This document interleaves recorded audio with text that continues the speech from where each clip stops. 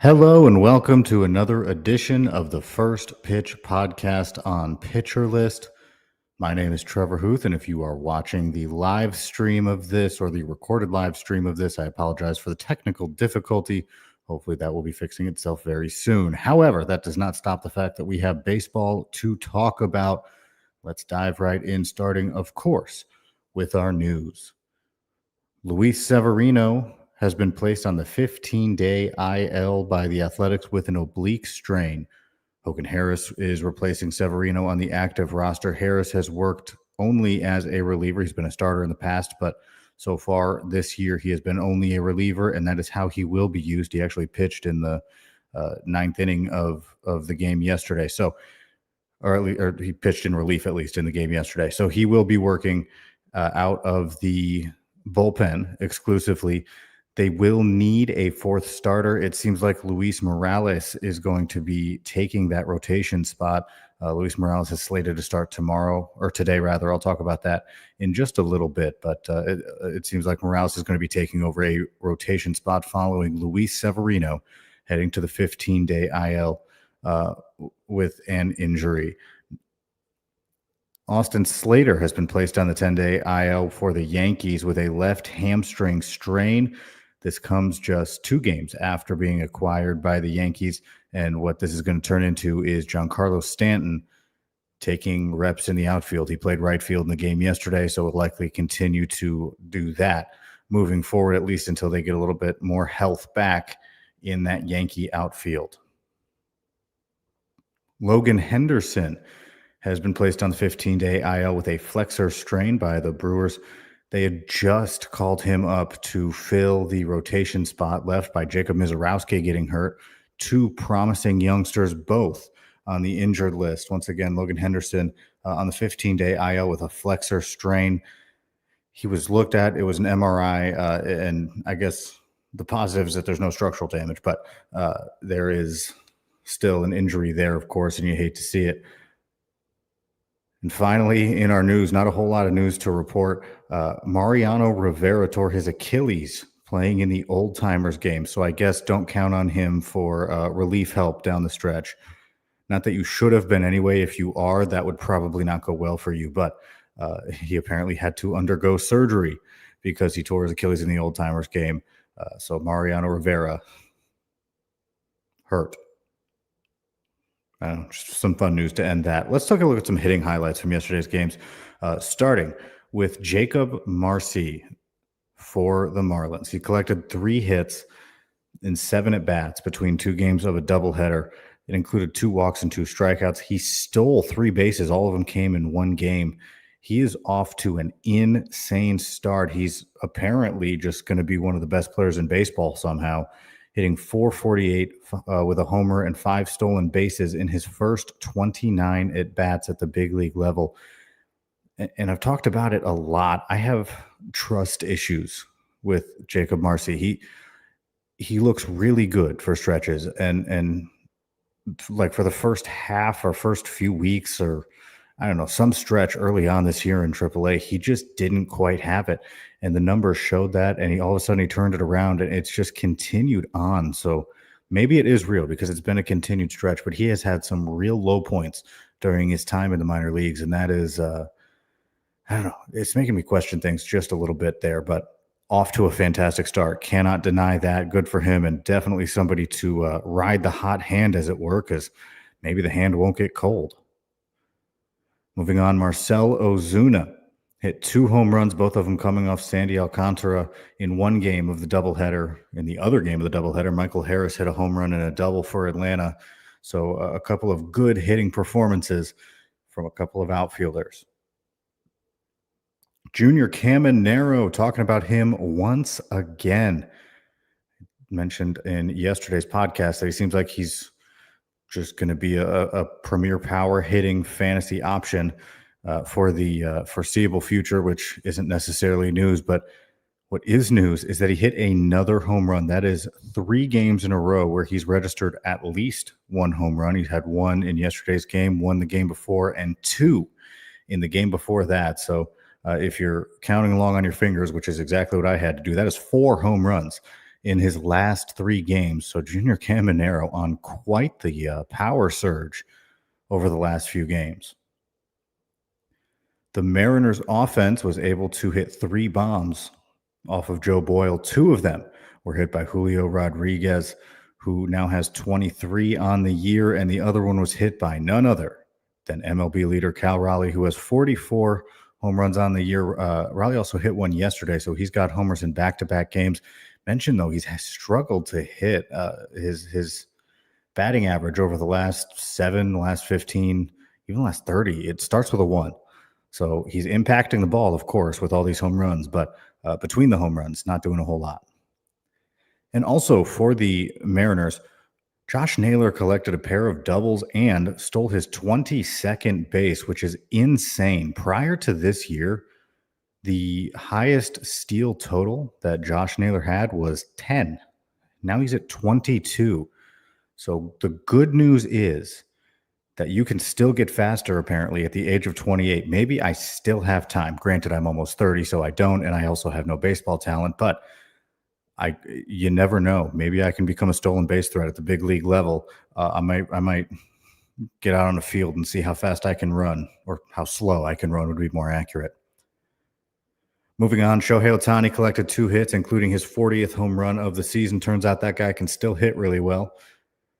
Brenton Doyle for the Rockies has been hot as of late, but he's just not getting regular playing time, and that's been a big issue in terms of his fantasy value. He had a really slow start, but his hard hit and his EVs, nothing dropped. All the peripherals continued to look good. He hit a home run in the game yesterday. Over his last 15 games, he's hitting 392, just in search of any regular playing time to make a fantasy impact. For the Cubs, Matt Shaw and Michael Busch both put up good days. Each of them hit a home run. Busch is up to 22. Shaw is up to 8 on the year. And they also added another extra base hit each. Matt Shaw added a triple, and Michael Busch added a double. So a couple of good offensive performances coming from that Cubs offense. Starling Marte has hit home runs in back-to-back days. He's hitting 273 with 6 home runs on the year. Of course, batting average-wise, he's struggled lately, hitting 143, and no promise of regular playing time in that lineup, but homers in back-to-back games for Marte. Continuing on that trend of guys just hitting home runs, Bryce Terang is up to 10 home runs. He's hit him in back-to-back days, and over his last 7 games, he's hitting 367 with 4 bombs and a pair of steals. CJ Kayfus still hitting. He hit his first home run of the year. He also had a walk, and that hit, of course, was his home run. But he's hitting 304 since being promoted by the Guardians. He did pick up a couple more strikeouts. So despite a high average, he struck out 9 times in 23 at-bats, which is, just under half, but still more than you want. I'm sure that will flatten out at some point. All I know is CJ Kayfus hits. That's what he does. The A's scored 11 runs against the Orioles on the strength of home runs by Shea Langoliers, who has 23, and Brent Rooker, who has 24. Both of them added doubles as well. So the A's offense looking alive in that game yesterday. Moving on to the Angels-Tigers game, the Angels were able to get to Charlie Morton. They wound up scoring 7 runs total. One of the big performances, Joe Adell hit his 25th home run of the year, his second in as many days. He hit one off Troy Melton last night, or the night before, rather. Adell has 25 home runs on the year, already clearing the career high mark he set last year of 20. So he is pacing himself once again for the second year in a row, as he has looked pretty good this year as a power hitting outfielder. Rafael Devers hit another home run as well. And if you can follow the trend, back-to-back games for him, he's up to 22 on the year. Seems like he's starting to hit a little bit more. Moving on to some starting pitching. Ryan Gusto made his Marlins debut, striking out 8 over 6 innings and giving up 3 earned runs. This comes after 86 innings with Houston, with 87 strikeouts and a 4.92 ERA. For Atlanta, Hurston Waldrep threw 6 innings and struck out 6, allowing 1 earned run in his game of the doubleheader. He's carrying a 1.54 ERA through his first 2 MLB starts. Waldrep is much improved over his 4.43 ERA in AAA, but he had a 12% walk rate in AAA. So that's been better in the 2-game sample. We'll see if that continues to show through or if those walks might creep back up. Moving on to the Rays, Joe Boyle was on full display. He struck out 5, he walked 5 through 3 1/3 innings. He also gave up 6 earned runs, including 3 homers, 2 to Julio Rodriguez, 1 to Cal Raleigh. But you see what Joe Boyle can do. If the command's not there, the walks are going to be high. Then he might have to put the ball in the middle of the zone, and he may give up bombs. But he also can strike a lot of guys out. He has nasty stuff. Blake Snell for the Dodgers struck out 10 batters, scattering 3 hits and 3 walks over 5 innings of work. This was his second start back since coming off the IL. He struck out 18 over 10 innings in that time, so he is coming back strong. And speaking of pitchers coming back, Michael King returned to action for the Padres. He went 2 innings with 2 walks and a strikeout, so not the performance you were hoping for, but it was just his first one back. We'll see how he does next time out. Jesus Luzardo struck out 4 and gave up an earned run over 6 innings against the Rangers. He's combined for 15 strikeouts over 19 innings. In his last 3 starts, he's only walked 2 in that time and allowed 4 earned runs, so he is on one of his good stretches right now, which is, that's always good when Jesus Luzardo is on his good stretches, but you never know when he's going to drop in a doozy on you. Jacob deGrom had a good game, struck out 8 over 6 2/3 innings, allowed 3 earned runs. Noah Cameron continues to shine through a lot more than I think a lot of people expected him to. He threw 5 2/3 shutout innings and struck out 4 with 2 walks. This is the second time over the last 3 games he hasn't allowed a run.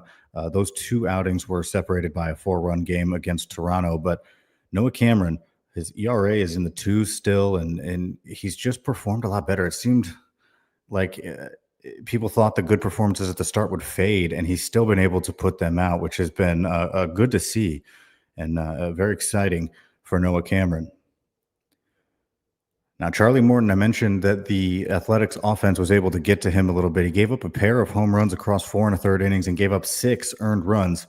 However, he did strike out 10 batters, still able to reach double digits. Certainly interesting. After getting traded to the Tigers, I want to lump Chris Paddock in here. Paddock had a good game. Morton had a good game in their debuts for the Tigers, and then the next one, not as good. We'll see what happens moving forward, but I know the Tigers have been tweaking at least pitch usage for each of these guys during their time in Detroit, coming from their other teams, but didn't quite work out for Morton this time around. We'll see what happens. But then again, he still has struck out 10 batters. Wrapping up our pitching from yesterday's games, Luis Gil went 5 1/3 innings in his second start back from the IL. He's been out all season. He went 5 1/3, allowed 2 earned runs with 7 strikeouts and a walk. So this was a solid outing for Gil in his second game back from the IL.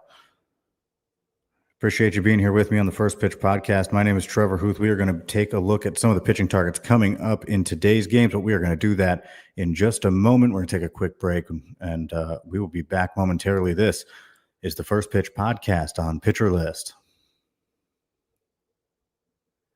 And welcome back to the First Pitch Podcast on Pitcher List. My name is Trevor Hooth.